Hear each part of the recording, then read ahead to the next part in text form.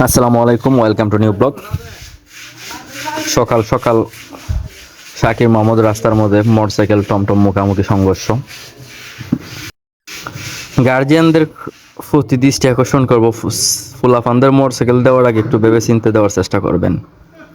আর যারা মোটরসাইকেল নিয়ে রাস্তাঘাটে বের হন, ভাই আপনাদের কাছে অনুরোধ, বাহাতে বের হওয়ার আগে বাবা মার মুখটা ভালো করে দেখে বের হবেন।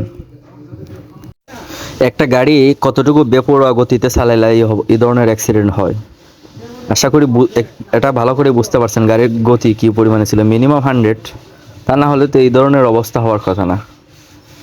শাকির মোহাম্মদ হইতে বগুড়া পর্যন্ত রাস্তাটার মধ্যে যারা মোটরসাইকেল চালায়, তারা আসলে মোটরসাইকেল চালায় না, তারা বিমান চালায়। যার পরিপ্রেক্ষিতে এই পরিমাণে স্পিড তোলে, নিজে থেকে তারা বিমানের পাইলট মনে করে। এই হচ্ছে তাদের অবস্থা।